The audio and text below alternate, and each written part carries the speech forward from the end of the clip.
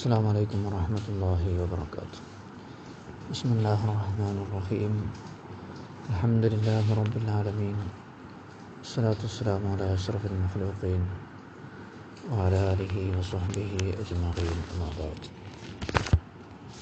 اللهم اغفر لنا وارحمنا ولوالدينا ولجميع المؤمنين والمؤمنات.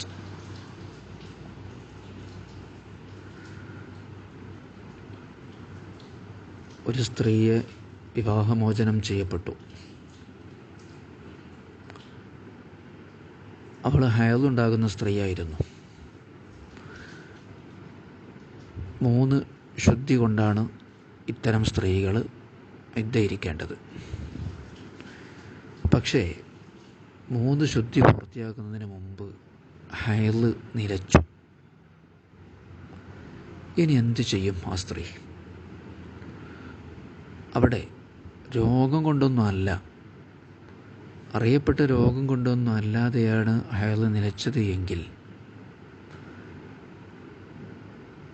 അസുഖം മാറി രണ്ടാമത് ഹയലുണ്ടാകുന്നത് വരെ അവൾ കാത്തിരിക്കണം. അതിനു മുമ്പ് വിവാഹം ചെയ്യാൻ പറ്റില്ല. അതല്ലെങ്കിൽ നേരത്തെ പറഞ്ഞതുപോലെ 62 വയസ്സാകുന്നത് വരെ കാത്തിരിക്കണം. എന്നിട്ട് 3 മാസം കൂടെ കാത്തിരുന്നിട്ട് അവിടെ എത്തിയിരിക്കണം. ഇത് വലിയൊരു ബുദ്ധിമുട്ടാണല്ലോ നിങ്ങൾ ചോദിക്കും. ഇപ്പോൾ ഒരു 30 വയസ്സുള്ള സ്ത്രീയാണ്, അല്ലെങ്കിൽ 35, 40 വയസ്സുള്ള സ്ത്രീയാണ്. അതുകൊണ്ട് ഇരിക്കുന്നതിനിടയിൽ എന്ത് ചെയ്തു? പിന്നെ അതുണ്ടാകുന്നില്ല. അപ്പോൾ പിന്നെ അടുത്ത വിവാഹം ചെയ്യണമെങ്കിൽ 62 വയസ്സ് വരെ കാത്തിരിക്കുക എന്ന് പറഞ്ഞാൽ ബുദ്ധിമുട്ടല്ലേ? പക്ഷേ ശാഫിഈ മദ്ഹബിലെ പ്രബലമായ അഭിപ്രായം അങ്ങനെയാണ്. വമനിൻഖതാ ഹയലുഹാ, ഒരു സ്ത്രീയുടെ ഹയല് നിലച്ചാൽ, ബഅദ അൻ കാനത്ത് തഹീലു, ഹയലുണ്ടായതിനു ശേഷം, ഹയല് ഉണ്ടായതിനു ശേഷം എന്ത് ചെയ്തു? ഹയല് നിലച്ചാൽ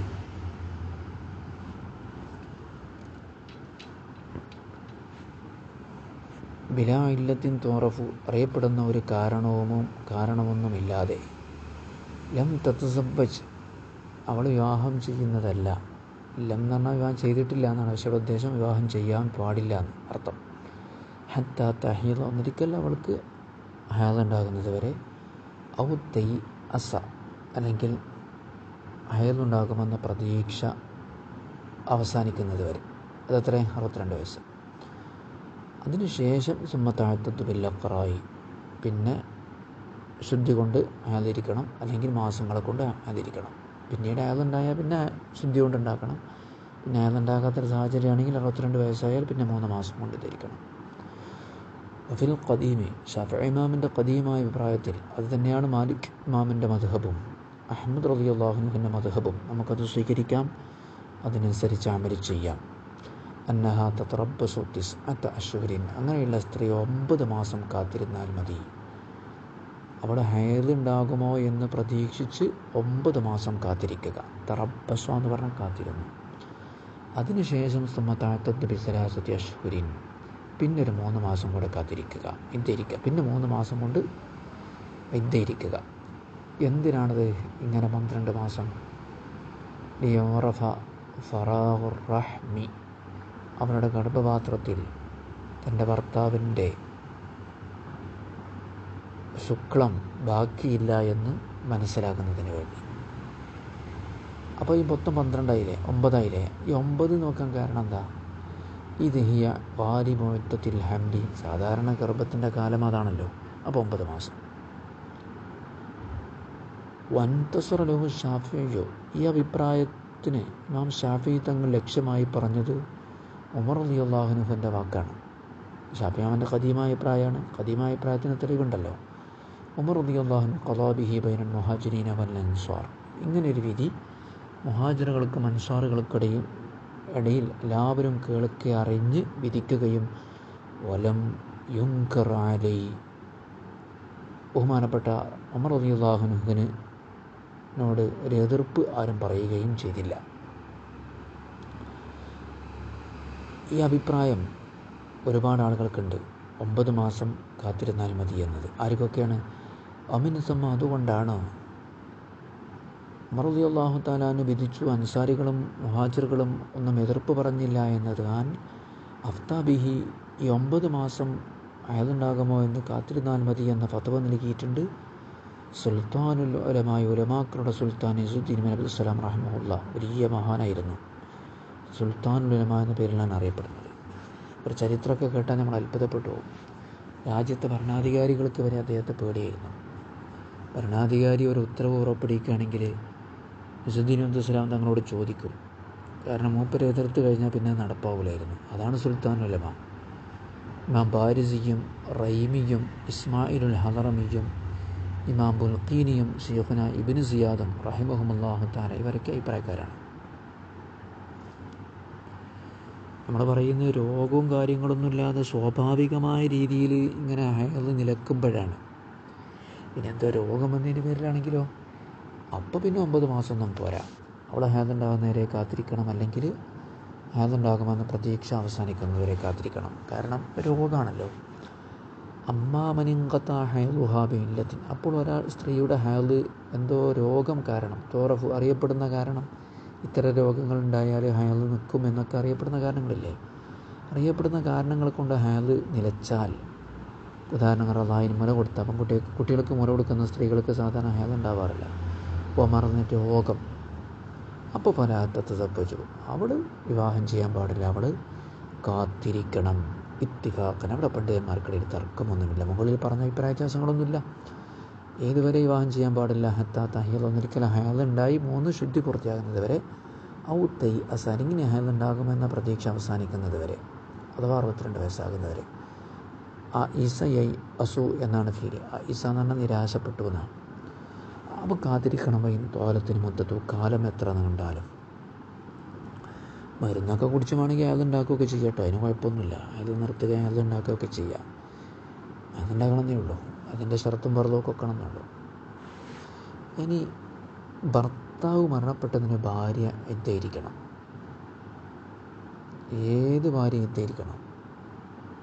ഏത് ഭാര്യ എന്ന് പറഞ്ഞാൽ നിക്കാഹ് കഴിഞ്ഞിട്ടുള്ളൂ, വീട്ടിലേക്ക് കൂട്ടിക്കൊണ്ടുവന്നിട്ടില്ല, അവളും ഇദ്ദയിരിക്കണം. ഇനി 1 തലാഖോ 2 തലാഖോ ചൊല്ലപ്പെട്ട് മടക്കിയെടുക്കാൻ പറ്റുന്ന തലാഖ് ചൊല്ലപ്പെട്ട ഭാര്യയാണ്. അങ്ങനെ ഇദ്ദയിരിക്കുമ്പോഴാണ് ഭർത്താവ് മരിച്ചത്, അപ്പോഴും ഇദ്ദയിരിക്കണം. പക്ഷേ ഈ ഇദ്ദൻ്റെ കാലയളവ് എത്രയെന്നറിയോ നിങ്ങൾ?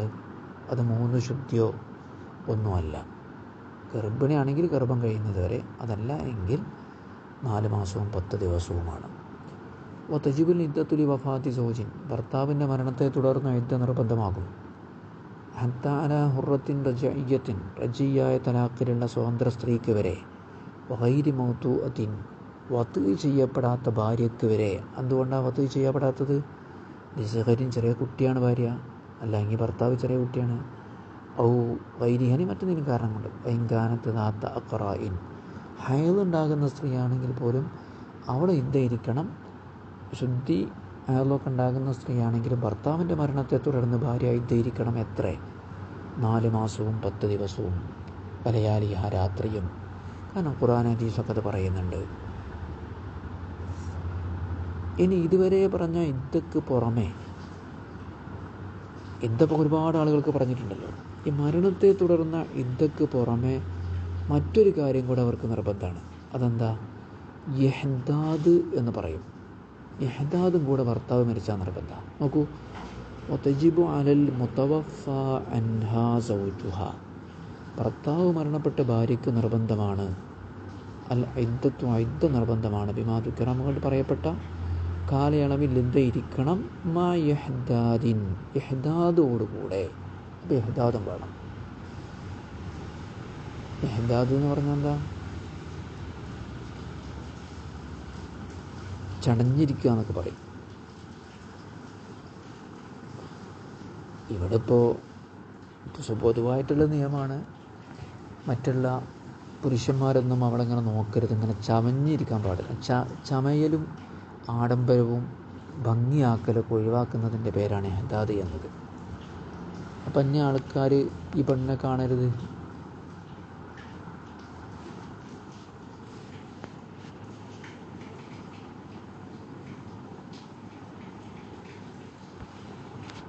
ഓക്കെ. ഇഹ്ദാദിന് നിർവചനം പറയുന്നുണ്ട്. അത് നിർബന്ധമാണ്. 4 മാസവും 10 ദിവസവും നിർബന്ധമാണ്, 40 ദിവസമല്ല. 40 ദിവസം അല്ല. അപ്പോൾ അത് വിശദീകരിക്കുന്നത് കേൾക്കാലോ. യജിബുൽ ഇഹ്ദാദു അലൈഹ, ഭർത്താവ് മരിച്ച ഭാര്യയ്ക്ക് ഇഹ്ദാദ് നിർബന്ധമാണ്. ബിഅയ്യി സിഫത്തിൻ കാനത്, അവൾ ഏത് ഗുണത്തിലുള്ള സ്ത്രീയാണെങ്കിലും, റജയ്യാണ് അല്ലെങ്കിൽ ചെറിയ പെൺകുട്ടിയാണ്, ഏത് പെണ്ണാണെങ്കിലും, ഏത് ഭാര്യയാണെങ്കിലും, ഭാര്യയാണോ വേണം. ലിൽ ഖബറിൽ മുത്തഫഖ് അലൈഹി, ഇമാം ബുഖാരി മുസ്ലിം റിപ്പോർട്ട് ചെയ്ത ഹദീസുണ്ട്. ലാ യഹില്ലു ലിംറഅത്തിൻ തുഅ്മിനു ബില്ലാഹി വൽ യൗമിൽ ആഖിർ, അല്ലാഹുവിലും അന്ത്യനാളിലും വിശ്വസിക്കുന്ന ഒരു സ്ത്രീക്കും അനുവദനീയമല്ല അൻ തുഹിദ്ദ, ചടഞ്ഞിരിക്കൽ, ഇഹ്ദാദ് ചെയ്യൽ, അലാ മയ്യിത്തിൻ, ഒരു മരിച്ച ഭർത്താവിൻ്റെ പേരിൽ അല്ലെങ്കിൽ ഒരു മരിച്ച ആളുടെ പേരിൽ, ഫൗഖ സലാസി, 3 ദിവസത്തിലധികം ഇഹ്ദാദ് പാടില്ല. 3 ദിവസം ഓക്കെ, 3 ദിവസത്തിലധികം ഇഹ്ദാദ് ആർക്കേ പറ്റൂ? ഇല്ലാ അലാ സൗജിൻ, ഒരു ഭർത്താവിൻ്റെ മേലിൽ ഒഴികെ. അതെത്ര കൊല്ലം, എത്ര മാസം? 4 അശ്വരിൻ വഅശ്റ, 4 മാസവും 10 ദിവസവും. അപ്പോൾ ഒരാൾ മരിച്ചാലും, ഒരു മയ്യിത്ത് മരിച്ചാലും, ഒരു മരണപ്പെട്ട ആളുടെ മേൽ ദുഃഖിച്ചിരിക്കുക, അത് 3 ദിവസത്തിലധികം പറ്റൂല. ഭർത്താവിൻ്റെ പേരിൽ ഒഴികെ അതെത്ര പറ്റും? 4 അശ്വരിൻ വഅശ്റ.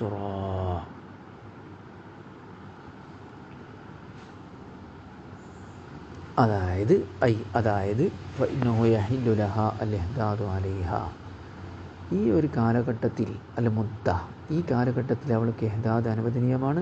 യജിബു, നിർബന്ധമാണ്. അനുവദനീയമാണെന്ന് പറഞ്ഞാൽ നിർബന്ധം തന്നെയാണ്. അതെങ്ങനെ കിട്ടുക? അനുവദനീയമല്ല എന്ന് പറഞ്ഞു, ഭർത്താവിൻ്റെ പേരിൽ ഒഴികെ. അപ്പോൾ ഭർത്താവിൻ്റെ പേരിൽ അനുവദനീയാണ് എന്നാണോ കിട്ടുക? അല്ല, നിർബന്ധമാണ് എന്നാണ് കിട്ടുക. കാരണം പാടില്ല എന്ന് പറഞ്ഞ സാധനം അനുവദിക്കുകയാണെങ്കിൽ അത് നിർബന്ധമാണ് എന്നർത്ഥം. അപ്പോൾ അനുവദനീയമല്ല ഭർത്താവിൻ്റെ പേരിൽ ഒഴികെ എന്ന് പറഞ്ഞു കഴിഞ്ഞാൽ അവിടെ നിർബന്ധമാണ് എന്നാണ് അർത്ഥം വരിക, അനുവദനീയാണ് എന്നല്ല. മനസ്സിലായിട്ടോ? ഒരു മരിച്ച ആളുടെ മേൽ 3 ദിവസത്തിലധികം കൂടുതൽ ഇങ്ങനെ ഇഹ്ദാദ് അനുവദനീയമല്ല ഭർത്താവിൻ്റെ പേരിൽ ഒഴികെ. അപ്പം ഞാൻ അവിടെ നേരിട്ട് നമുക്ക് മനസ്സിലാവുക ഭർത്താവിൻ്റെ പേരിൽ അനുവദനീയാണ് എന്നല്ലേ. പക്ഷെ അങ്ങനല്ല, അറബി ഭാഷാ നിയമം നിർബന്ധമാണ് എന്നാണ്. അതുകൊണ്ടാണ് യജിബു, അനുവദനീയാണ് എന്ന് പറഞ്ഞാൽ നിർബന്ധമാണ്. കാരണം നിർബന്ധകാരിക്ക് അനുവദനീയാണല്ലോ. അതിന് ഒരു പൊതു ഖായിദ കുല്ലിയുണ്ട്, ഒരു ഫിഖഹിയായ ഖായിദ, പൊതു നിയമം. എന്താണ് ആ പൊതു നിയമം? യന്നമാ ജാസ ബഅദംതിനാഇഹി, അനുവദനീയമല്ലാതിരുന്നതിന് ശേഷം അനുവദനീയമായത്, ഒരു കാര്യം അനുവദനീയമല്ല എന്ന് പറഞ്ഞതിന് ശേഷം അനുവദനീയമായത് വാജിബ്, നിർബന്ധമാണ് എന്നാണല്ലോ. ഭർത്താവിൻ്റെ മേൽ ഈ കാലയളവിൽ ഇഹ്ദാദ് പാടില്ലായിരുന്നു, അല്ലാഹു റസൂൽ വിലക്കിയിട്ടുണ്ടായിരുന്നു. ഇപ്പോൾ അത് അനുവദിച്ചപ്പോൾ നിർബന്ധമായി മാറി. അപ്പോൾ ഖുർആനും ഹദീസും കൊണ്ട് വലിയ ഇജ്മാഇ അലാ ഇറാദത്തിഹി, നിർബന്ധമാണ് എന്നതാണ് ഉദ്ദേശം എന്നതിന് പണ്ഡിതന്മാരുടെ ഏകോപന അഭിപ്രായമുണ്ട്. ഇഹ്ദാദ് അനുവദനീയമല്ല, നിർബന്ധമാണ് എന്നാണ് ഉദ്ദേശം എന്ന് ഹദീസിൽ നിന്ന് കിട്ടുന്നില്ലെങ്കിൽ പോലും ബഹുമാനപ്പെട്ട മുജ്തഹിദുകളായ പണ്ഡിതന്മാരുടെ ഏകോപനമുണ്ട് അലാ ഇറാദത്തിഹി, ഇവിടെ നിർബന്ധമാണ് എന്നാണ് ഉദ്ദേശിക്കുന്നത് എന്നതിന്. ഇല്ലാ മാ ഹുക്കിയ അൻ ഹസൻ അൽ ബസ്രി, ഹസൻ അൽ ബസ്രി റളിയല്ലാഹു തആല അൻഹു ഉദ്ധരിക്കപ്പെട്ട അഭിപ്രായത്തിലൊഴികെ അവർ പറയുന്ന നിർബന്ധമല്ല എന്നാണ്.